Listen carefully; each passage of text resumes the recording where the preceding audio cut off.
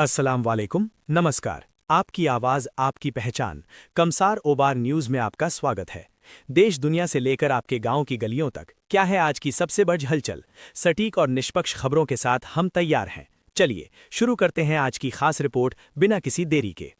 गहमर थाना पुलिस ने महिला से झुमका लूट के मामले का खुलासा करते हुए आरोपी उदय नारायण राम को गिरफ्तार किया है।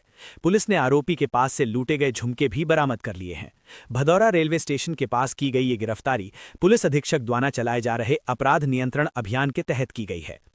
गाजीपुर स्पेशल टास्क फोर्स और मिर्जापुर पुलिस ने संयुक्त अभियान चलाकर बरकच्छा कलां के पास से 2 तस्करों रवि सोनकर और इमरान को गिरफ्तार किया है। इनके पास से 528 ग्राम हेरोइन बरामद हुई है, जिसकी अंतर्राष्ट्रीय बाजार में कीमत करीब 1 करोड़ रुपए है। तलाशी में एक बाइक और नकदी भी मिली। पुलिस महानिदेशक के निर्देश पर मादक पदार्थों के खिलाफ चल रहे अभियान के तहत ये बड़ी सफलता हाथ लगी है। गाजीपुर में यूको बैंक की क्लर्क भर्ती प्रक्रिया में एक बड़े बायोमेट्रिक फर्जीवाड़े का मामला सामने आया है। बैंक की शिकायत के आधार पर बिहार निवासी राजेश कुमार पर आरोप है कि उसने किसी और व्यक्ति से परीक्षा दिलवाकर बैंक में नौकरी हासिल की। दोबारा बायोमेट्रिक सत्यापन के दौरान ये धोखाधड़ी उजागर हुई, जिसके बाद पुलिस अधीक्षक गाजीपुर को तहरीर देकर एफआईआर दर्ज कराई गई। दिलदार नगर नक्सर मार्ग पर सोमवार देर रात एक सड़क हादसा हो गया, जिसमें बारातियों से भरी एक अर्टिगा कार अनियंत्रित होकर सड़क किनारे गड्ढे में पलट गई। इस दुर्घटना में कार सवार सभी 6 लोग गंभीर रूप से घायल हो गए। जानकारी के अनुसार हादसा रात करीब 2 बजे उस समय हुआ जब सभी बाराती दिलदार नगर में आयोजित एक शादी समारोह से वापस लौट रहे थे। कार में कुल 6 लोग सवार थे, जो जंगीपुर से बारात में शामिल होने आए थे। दिलदार नगर में रसोई गैस की किल्लत से उपभोक्ता परेशान हैं। मंगलवार को दिलदार नगर के वायरलेस मोड़ स्थित मधु भारत गैस एजेंसी पर सुबह 60 बजे से ही गैस सिलेंडर लेने के लिए लोगों की लंबी कतारें लग गईं। उपभोक्ताओं का कहना है कि घंटों लाइन में खड़े रहने के बावजूद उन्हें सिलेंडर मिलने की कोई गारंटी नहीं है। गैस सिलेंडर की बढ़ती कीमतें और समय पर उपलब्धता न होने से आम जनता को परेशानी हो रही है। गहमर के भीखम राय पट्टी में शादी के 1 माह बाद ही नवविवाहिता निशा यादव का शव फंदे पर लटका मिला। मायके पक्ष ने ससुराल वालों पर चेन और गहनों के लिए प्रताड़ना और दहेज हत्या का आरोप लगाया है। पुलिस ने शव को पोस्टमार्टम के लिए भेजकर पति और सास ससुर समेत 6 लोगों के खिलाफ मुकदमा दर्ज कर जांच शुरू कर दी है। जमानिया के बाईपास रेलवे फाटक के पास सोमवार को हाई टेंशन तार के शॉर्ट सर्किट से गेहूं की फसल में भीषण आग लग गई। ग्रामीणों ने फायर ब्रिगेड के पहुंचने से पहले ही आग बुझाई, लेकिन तब तक 3 किसानों की करीब 1.5 बीघा फसल जलकर राख हो गई। जनपद के लिए एक बड़ी सौगात के रूप में अंधऊ बाईपास रोड के निर्माण को मंजूरी मिल गई है।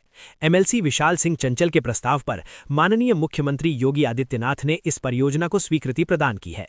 करीब 4 किलोमीटर लंबी इस सड़क का निर्माण 39 करोड़ 48 लाख 87 हजार रुपए की लागत से किया जाएगा।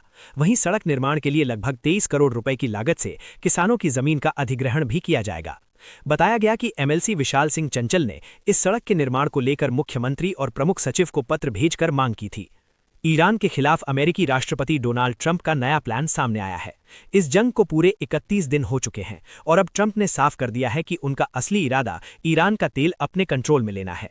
इसके लिए अमेरिका ने ईरान के खार्ग द्वीप पर कब्जे का पूरा प्लान तैयार कर लिया है। ट्रंप लगातार धमकियां दे रहे हैं, लेकिन साथ ही ईरान के साथ समझौते की बात भी कर रहे हैं। उनके ताज़ा बयानों ने दुनिया को चौंका दिया है और संकेत यही है कि अब ये युद्ध रुकना मुश्किल नजर आ रहा है। अमेरिका के कई शहरों में ट्रंप प्रशासन के खिलाफ बड़े पैमाने पर विरोध प्रदर्शन हो रहे हैं। ये नो किंग्स रैलियों का तीसरा दौर है, जिनमें पहले भी लाखों की संख्या में लोग शामिल हो चुके हैं। आयोजकों का कहना है कि वो अमेरिकी राष्ट्रपति डोनाल्ड ट्रंप की लागू की गई नीतियों का विरोध कर रहे हैं।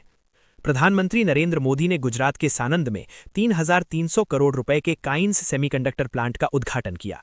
उन्होंने कहा कि ये प्लांट भारत को सेमीकंडक्टर हब बनाने की दिशा में एक बड़ा कदम है। ये परियोजना देश में तकनीकी विकास और रोजगार के नए अवसर पैदा करेगी। केंद्र सरकार द्वारा देश से माओवादी उग्रवाद को पूरी तरह खत्म करने के लिए तय की गई समय सीमा आज समाप्त हो रही है। गृहमंत्री अमित शाह ने हाल ही में नक्सलवाद के खिलाफ कड़े कदम उठाने और प्रभावित क्षेत्रों में विकास कार्यों को तेजी से पूरा करने का भरोसा दिया था। दिल्ली में भ्रष्टाचार के खिलाफ कार्रवाई करते हुए सीबीआई ने एमसीडी के डिप्टी कमिश्नर अभिषेक मिश्रा को अधिकारियों से रिश्वत लेते हुए रंगे हाथों गिरफ्तार किया है। जांच एजेंसी अधिकारी के ठिकानों पर छापेमारी कर रही है और उनके खिलाफ भ्रष्टाचार निवारण अधिनियम के तहत मामला दर्ज किया गया है। बिहार के नालंदा जिले के शीतला माता मंदिर में दर्शन के दौरान अचानक भगदड़ मच गई, जिसमें कम से कम 9 श्रद्धालुओं की जान चली गई। प्रशासन ने घायलों को तुरंत स्थानीय अस्पताल में भर्ती कराया है और मुख्यमंत्री ने मृतकों के परिजनों के लिए मुआवजे का ऐलान किया है। मार्च के अंतिम दिन दिल्ली एनसीआर समेत उत्तर भारत के कई राज्यों में अचानक मौसम बदल गया। कई जगहों पर तेज हवाओं के साथ भारी बारिश और ओले गिरे हैं। मौसम विभाग आईएमडी ने अगले 48 घंटों के लिए हिमाचल प्रदेश और उत्तराखंड में बर्फबारी और मैदानी इलाकों में बारिश का अलर्ट जारी किया है। मुख्यमंत्री पुष्कर सिंह धामी ने विकसित उत्तराखंड 2026 कार्यक्रम में राज्य के सख्त नकल विरोधी कानून और यूसीसी पर चर्चा की। उन्होंने कहा कि उनकी सरकार पारदर्शी भर्ती प्रक्रिया सुनिश्चित करने के लिए प्रतिबद्ध है और दोषियों के खिलाफ बिना किसी रियायत के कठोर कार्रवाई की जा रही है। तकनीकी खराबी के कारण एयर इंडिया एक्सप्रेस की एक उड़ान को आज आपातकालीन लैंडिंग करानी पड़ी। विमान में सवार सभी यात्री और चालक दल के सदस्य सुरक्षित हैं। विमानन नियामक डीजीसीए ने इस घटना की जांच के आदेश दे दिए हैं ताकि खराबी के कारणों का पता लगाया जा सके। आज भगवान महावीर जन्म कल्याणक के पावन अवसर पर प्रधानमंत्री मोदी ने देशवासियों को बधाई दी। उन्होंने कहा कि भगवान महावीर के सत्य, अहिंसा और करुणा के संदेश आज भी दुनिया के लिए अत्यंत प्रासंगिक हैं। देश भर के जैन मंदिरों में इस अवसर पर विशेष पूजा अर्चना की जा रही है। हर छोटी बड़ी खबर के लिए जुड़े रहें कमसार ओबार न्यूज़ के साथ। चैनल को सब्सक्राइब करना न भूलें।